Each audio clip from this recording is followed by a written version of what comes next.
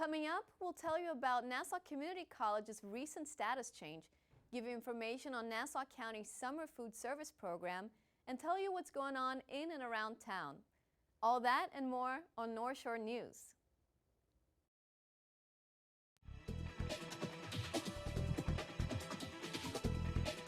Covering your news and events from all over the North Shore, this is North Shore News on PATV.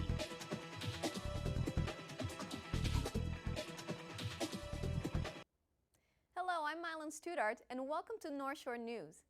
Former Nassau County Executive Thomas Suozzi won the primary election for New York's 3rd Congressional District. The seat is currently held by Representative Steve Israel, who announced back in January that he would not be running for re-election. The district includes portions of Queens, Nassau County, and northern Suffolk County. The former Glen Cove mayor will face Republican Senator Jack Martins in the general election in November.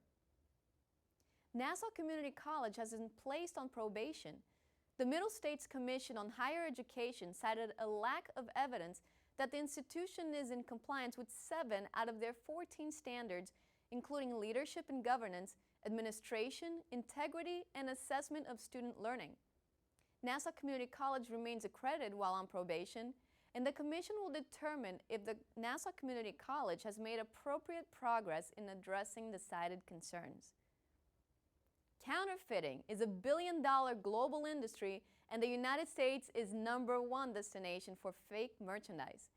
An arrest was made earlier this month in Westbury in connection with the manufacturing of counterfeit goods. More than $1 million in goods were seized, along with embroidery machines, which were estimated to have illegally labeled 16 million articles of clothing. 280 names of veterans were added to the Walls of Honor in Eisenhower Park last week. Nearly 8,500 veterans have been added since the Monument Committee and Nassau County Veterans Monument Fund were established in 1991. The Walls of Honor are open to all who served our great nation at wartime and peacetime and honorably discharged. The Nassau County Veterans Monument Fund is a private organization that collects donations for each veteran's name to be added to the walls. North Hempstead Town Clerk Wayne Wink was elected Director of District 1 of the New York State Town Clerks Association, which includes Nassau and Suffolk counties. The NYSTCA is an organization dedicated to promoting the professional development of town clerks across the state as administrative leaders. As district director, Town Clerk Wink will serve as a liaison to the state agencies, and lawmakers will represent the interests of the organization. Manhasset resident Patricia O'Brien was honored as this year's Senior Citizen Woman of the Year at the 42nd Annual Nassau County Conference. The Nassau County Office for the Aging hosted 400 residents at this special event, and County Executive Edward Mangano participated in the honors. Patricia has been the foundation of several veteran projects, including raising funds for veterans returning home, sending packages to troops in Afghanistan, and transporting veterans to and from the Northport VA Medical Center. Longtime Manhasset resident Eileen Brennan, a Tribune of Manhasset, died on June 7th after a brief illness at the age of 90. Brennan worked at Anton community newspapers from the early 80s to 2005, editing the Port Washington Press, the Roslyn News, and the Manhattan Press. Manhasset crew participated in the Stoteberry Cup last month, the world's largest high school regatta and second largest in the country. Manhasset crew was among the 12 New York State entries that medaled out of the 25 that competed. 5 out of 10 boats that competed from Manhasset advanced to the semifinals. 16-year-old Long Island native Margaret Arostai competed in the Olympic swimming trials in the 2000 IM. Aro's team made it to the Olympic qualifiers in Omaha, Nevada, and finished 5th in the qualifying rounds. Also swimming in the trials is Long Island native Gunther Casali and Kristen Romano. And that's all the news for now. Now let's go take a look at what's going on in and around town. The 6th annual Nassau County Summer Food Service Program will be held July 5th through August 19th. Lunch meals will be provided to eligible children 18 years and under without charge. The event is administered by the Nassau County Department of Social Services and funded by New York State Department of Education.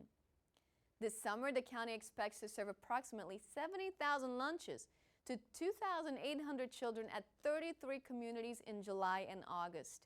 North Hempstead's 2016 Summer Concert Series begins at North Hempstead Beach Park. The lineup for upcoming shows for Sunday afternoons at the beach has been announced.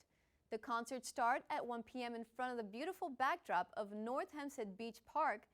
The band Decades of Soul brings a classic soul and Motown tribute perform on July 10th. Mac and Soul will take the stage July 17th. They are considered one of the New York's best cover bands with syncopated rhythms and vocals.